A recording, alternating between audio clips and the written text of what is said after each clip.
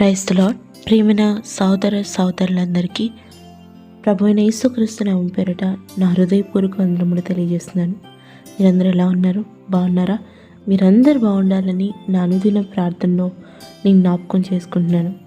మీ యొక్క ప్రార్థన విన్నపములను కామెంట్ రూపంలో తెలియజేయండి. మీకు కనుక ఈ అనుదిన దేవుని వాగ్దానము సందేశము ఆదరించబడినట్లుగా బలపరిచినట్లుగా ఉన్నట్లయితే మీరు సబ్స్క్రైబ్ చేయండి. నలుగురికి మీరు ఆదరించబడినట్లుగా ఈ వీడియోని షేర్ చేయవలసిందిగా ప్రభు పేరిట కోరుతున్నాను. ఈరోజు నీ కొరకు దేవుని వాగ్దానం యెషయా గ్రంథము 58వ అధ్యాయము 11వ వచనం చదువుతున్నాను. యెహోవా నిన్ను నిత్యము నడిపించును, క్షామ కాలమున ఆయన నిన్ను తృప్తిపరచును. ఆమేన్. ప్రియ సోదరి, ప్రియ సోదరుడా, దేవుడు ఒక గొప్ప వాగ్దానంతో మనతో ఈరోజు మాట్లాడుతున్నాడు. ఏమిటనగా యెహోవా నిన్ను నిత్యము నడిపించును, క్షామ కాలమున ఆయన నిన్ను తృప్తిపరచును. ఆమేన్. ప్రియ సోదరి, ప్రియ సోదరుడా, మన దేవుడు మనుషుల వలె మాట ఇచ్చి వదిలిపెట్టే దేవుడు కాదు. మనుషుల వలె మనతో ఉంటానని వాగ్దానం చేసి వదిలిపెట్టేదాడు కాదు. ఆయన అబద్ధం ఆడుటకు నరుడు కాదు. మన జీవితంలో అనేకమైన మనుషులు మనము చూస్తుంటాం.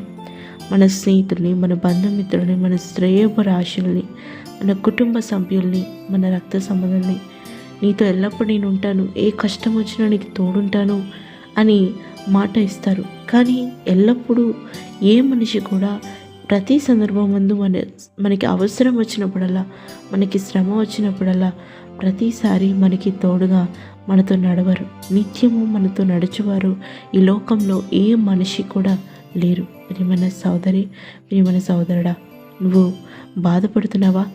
నాకు తోడుని నన్ను నడిపించే వాళ్ళు ఎవరు లేరు, నన్ను అందరూ సగంలో వదిలేసి వెళ్ళిపోతున్నారు, నాకు అందరూ మాట ఇస్తున్నారు కానీ అందరూ అబద్ధములు చెప్తున్నారని నాకు అనిపిస్తుంది, నన్ను అందరూ ఒంటరిని చేసి వెళ్ళిపోతున్నారు, నా చేయి పట్టి నన్ను నడిపించేవారు ఎవ్వరూ లేరు అని నువ్వు బాధపడుతున్నావా? బాధపడకు. దేవుడి రసంతో మాట్లాడుతున్నాడు. ఆయన నిన్ను నిత్యము నడిపిస్తాడంట. హల్లెలూయా. ఆయన నిన్ను నిత్యము నడిపించే దేవుడిగా ఉన్నాడు. ఆయన మనుషుల వలె అబద్ధమాడుటకు నరుడు కాదు.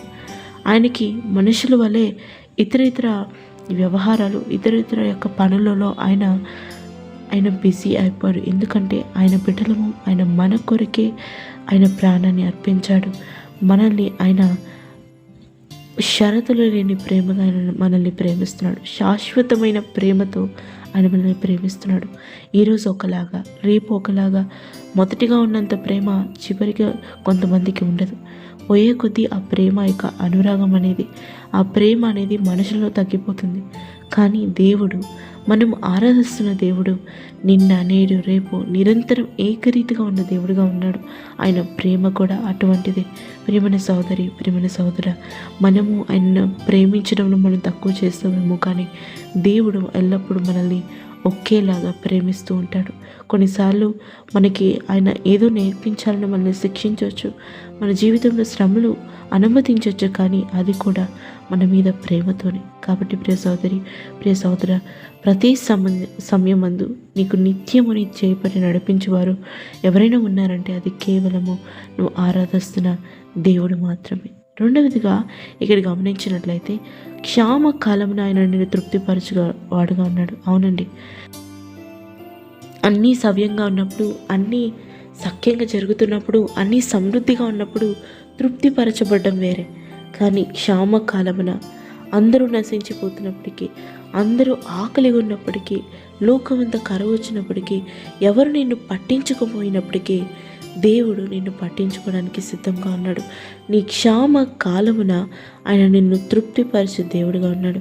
ప్రియమైన సోదరి, ప్రియమైన సోదర, ప్రతి సమయం మందు నీకు ఆయన తోడుగా ఉన్నాడు. మనుషులు మన దగ్గర అన్నీ సమృద్ధిగా ఉన్నప్పుడు ఉంటారు, అన్నీ మన దగ్గర సమృద్ధిగా ఉన్నప్పుడు మనతోనే ఉంటారు, మనతో ఆప్యాయంగా ఉంటారు. కానీ మనం క్షామకాలంలో ఉన్నాము, మనం లేమిలో ఉన్నాము, మనం కొరతలో ఉన్నాము అంటే ఏ ఒక్క మనుషుడు కూడా మన చెంత కనిపించడు.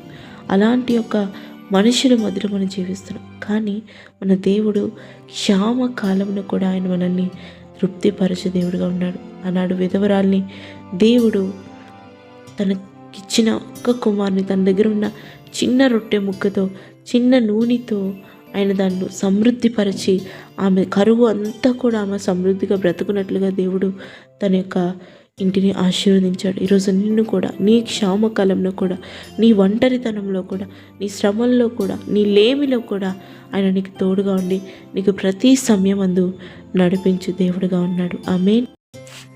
ప్రేమగలైన తండ్రి, మహోన్నత, నీకే వేలాది స్తోత్రములు. అవునయ్యా, మా కష్టకాలంలో, మా క్షామకాలంలో అయ్యా మమ్మల్ని ఎల్లప్పుడూ నడిపించే దేవుడుగా, మమ్మల్ని ఎప్పుడూ సంతృప్తిపరిచే దేవుడుగా మీరున్నారు. అయ్యా మా కష్టకాలమందు, మా నష్టకాలమందు, మా సుఖమందు, మా దుఃఖమందు అయ్యా ఏ మనుషులు మా పక్కన ఉన్నా లేకపోయినా మీరు మాత్రం మీ శాశ్వతమైన ప్రేమతో మమ్మల్ని ఆదరిస్తున్నారు, మమ్మల్ని నడిపిస్తున్నారు, మమ్మల్ని భద్రపరుస్తున్నారు. అయ్యా మమ్మల్ని అన్ని విషయాలలో మాకు తోడుగా ఉన్నందుకు మీకే వేలాది స్తోత్రము. అయ్యా ఒకవేళ బిడ్డలు, ఈ మాటలు వింటున్న బిడ్డలు అయా ఒంటరితనంతో, వాళ్ళ క్షామకాలంలో, వాళ్ళ లేమిలో, వాళ్ళ కష్టములో ఎవరు వాళ్ళతో లేరని, ఎవరు వాళ్ళతో రాలేదని బాధపడుతున్నారేమో, ఒంటరితనంతో కుమిలిపోతున్నారేమో, దయతో బిడ్డల్ని జ్ఞాపకం చేసుకోండి.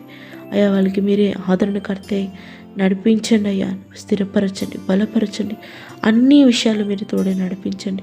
సంతృప్తిని, సమృద్ధిని కలుగచేసి నీ నామానికి మహిమ తెచ్చే బిడ్డలుగా విశ్వాసంతో వాళ్ళ జీవితంలో అన్ని విషయాల్లో అయా ఏ అడ్డంకు వచ్చినా, ఏ నష్టము, ఏ బాధ వచ్చినా నీ పైన ధైర్యం ఉంచి వాళ్ళ ముందుకు వెళ్ళడానికి కృపను చూపించమని, అయ్యా మీరే బలపరిచి స్థిరపరచమని యేసు నామములో ప్రార్థిస్తున్నాము తండ్రి. ఆమేన్.